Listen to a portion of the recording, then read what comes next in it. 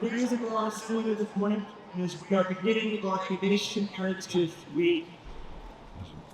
One of my favorite parts about going to visit my family in Louisiana is retelling our favorite stories. We gather around the warm pot of gumbo or crawfish boiled table, and we tell the same stories over and over again.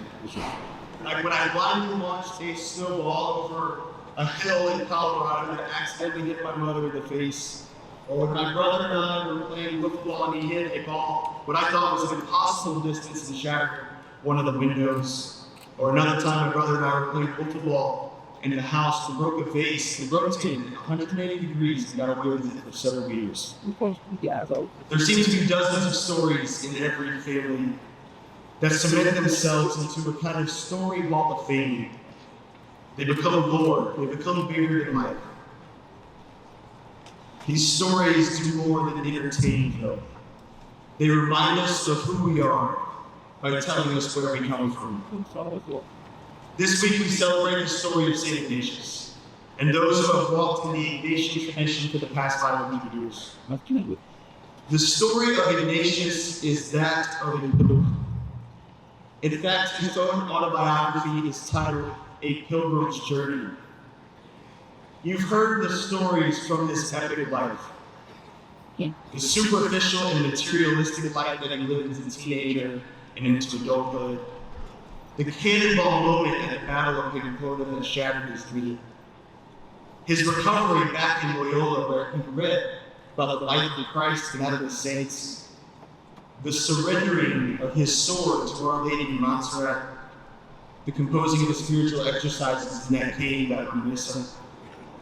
The desire to go to the Holy Land and never reconvene there. Studying in places like Barcelona and Paris. Bringing his friends to Rome as they begun the Society of Jesus. I've heard these stories many times. And throughout his autobiography, Ignatius refers to himself by a very peculiar title, the Pilgrim. It is not difficult to see why Ignatius refers to himself as the Pilgrim, especially at the beginning of his life, his various travels and journeys that are extraordinary. What is interesting, though, is that he continued and even more fervently referred to himself as the Pilgrim in his later years of life. And if you are well versed and know the story of Ignatius, you know that he did not travel at all during the last couple of decades. Instead, and against his own desires to travel and preach the gospel to the whole world, he sat in a little room in Rome and wrote letters governing the Society of Jesus, who were themselves traveling and preaching the gospel around the world. Even in his letters, Ignatius referred to himself as the Pilgrim, because he knows something, he knows it deeply. This fact that you and I so often forget, that our life on earth is an ever-changing journey and a pilgrimage to God our Lord. Tempted by the abundance of the material gifts which God has given us, we can begin to believe the lie that it is here and now that it is our better home, our final destination. But it is not so. Our final destination is one in communion with Christ our Lord, who is our beginning and end, our Alpha and Omega. It is with this truth in mind and inspired by the Holy Father's proclamation of the year 2025 as a Jubilee year entitled Pilgrims of Hope, that we have decided on the theme A Holy Pilgrimage for this year's Ignatian Heritage Week.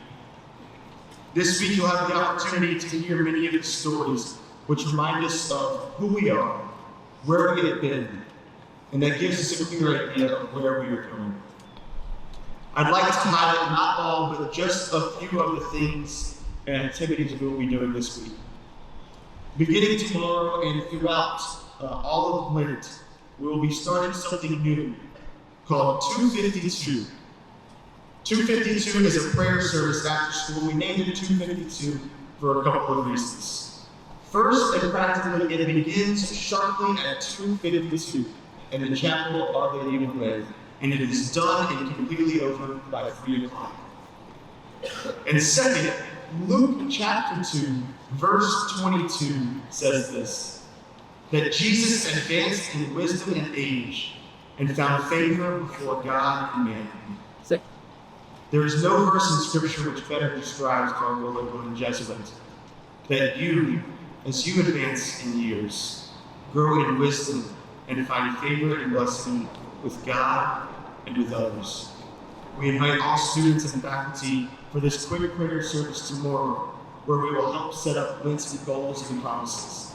And we invite you for every Tuesday at 2:52 for the rest of the Lent. We will celebrate our Ash Wednesday Mass as we do every year this upcoming Wednesday. And we are reminded at Mass that our foreheads are covered in dirt, that we should remember we are dust, and to dust we shall return. May this mantra remind us of the holy pilgrimage that we make here on earth, and we especially remember this Lent. Like last year, we will observe the 40 consecutive hours of Eucharistic adoration in the Chapel of Our Lady of Belen. This observation begins at 5 a.m. on Thursday morning, and it doesn't end until 9 p.m. on Friday night, and it does not end during the middle hours of the night.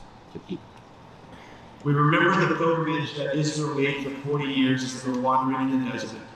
And Christ's own pilgrimage for 40 days as he was preparing for his public ministry. And we pray through our own Lenten journey as we prepare to meet the risen Lord on Easter Sunday. On Friday, we will have the opportunity for almsgiving as we collect donations on our Ignatian Heritage Week for a Trust Fund Day. There are several Jesuits who I'm very proud to call my friends, who currently live on the Texas-Mexico border, and give not only humanitarian aid to those in need, but sacramental aid as well. They travel throughout the border of Texas and Mexico. They go to migrant camps, give out what is needed, celebrate Mass, hear confessions, and anoint the sick. All proceeds of this week go to Del Camino Jesuit Border Missionaries. Don't worry, remember all the details that we will do throughout this meeting. You will be emailing both teachers and students necessary details. Overall, to be a pilgrim means to desperately depend on God, our Father in heaven, for all of our needs. A pilgrim may not know where he is sleeping in the evening, or where his next meal will come, but a pilgrim knows that God will provide. And while we know where we'll sleep tonight, we know where our next meal will be. May we be spiritual pilgrims this Lent. May we be so bold to rely with holy desperation on God, who is the one and the only who will satisfy all the needs of our lives. For fortune truly favors the bold pilgrim. Audentes fortunae pret. Our Lady of Belen, pray for us. In the name of the Father, and of the Son, and of the Holy Spirit. Amen.